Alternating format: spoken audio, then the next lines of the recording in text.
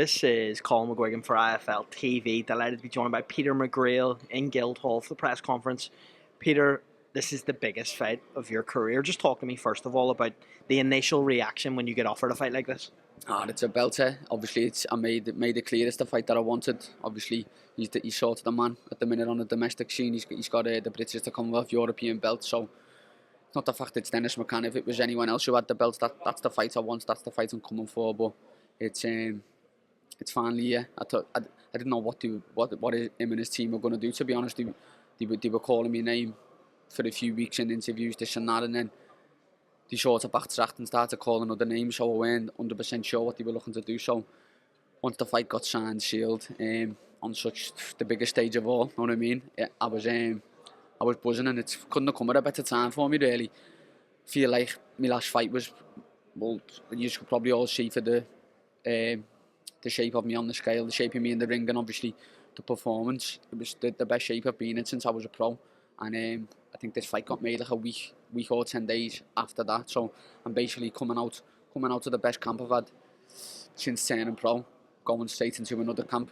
So I'm just building, I'm just getting better, faster, stronger, and you can say my last fight was my career best performance, because no one stops Brad Foster, and I done it in two rounds. I'm going to build on that, and this is going to be, I'm going to top that performance. And I said it in my last fight, and I'll say it again. I'm coming to steal the show December 21st, and them belts are coming home with me.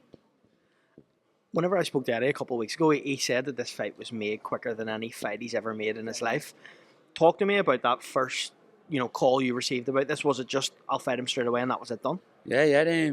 I don't even think it was a question, really, because I'd made it clear. I think it was even after the box Leach. It got mentioned about fighting Mccann, and then it got mentioned again after Foster. So me and my team, I don't think the question was really asked. It was more so the fight's there on that date. You're ready to go on it, and then it was yet. So yeah, it's a no-brainer even for their team. I don't know if it was on a different show in the UK. Maybe they might not have went with the fight, but it's what we train hard for, to get on bills like this. It's the biggest bill this year. Heavyweight championship of the world, Tyson Fury versus Usyk. We couldn't have asked for a better bill to be on, and I'm just looking forward to showcasing my skills on the biggest stage of all. Before I talk to you about Dennis, I want to ask you about that loss against Rico Quinn.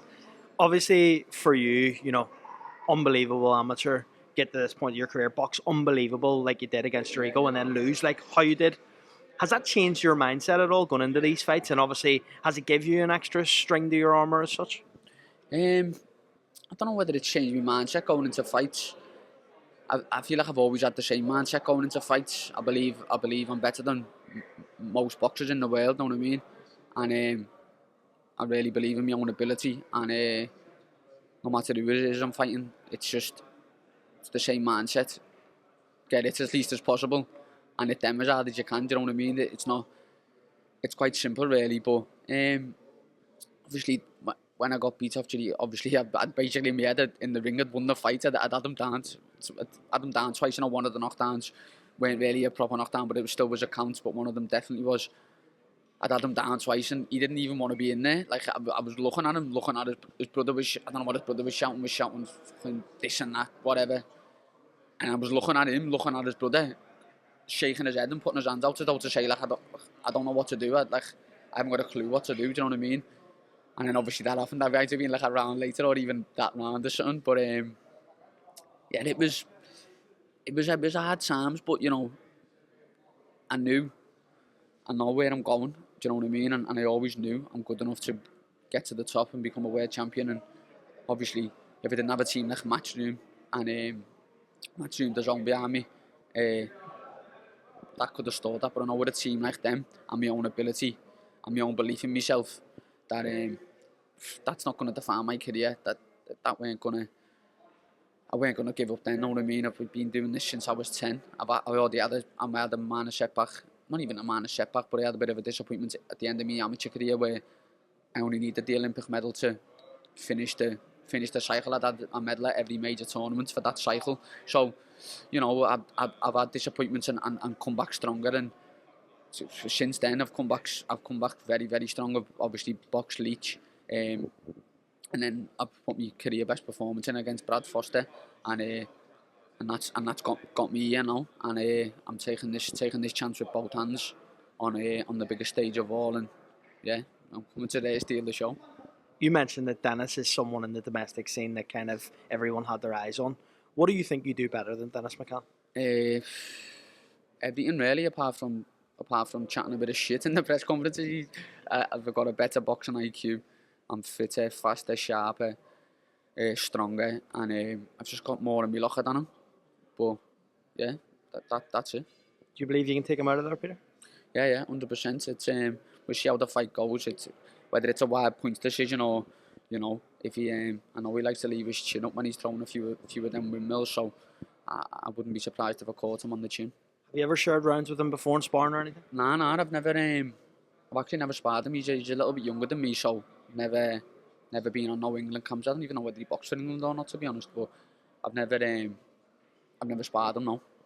Last one from me. What's the trajectory look like over the next 12 months for Peter Mcgrail? Not looking past Dennis McCann, but what do you want to do yourself in the next 12 months? Yeah, this is the fight that's going to make me.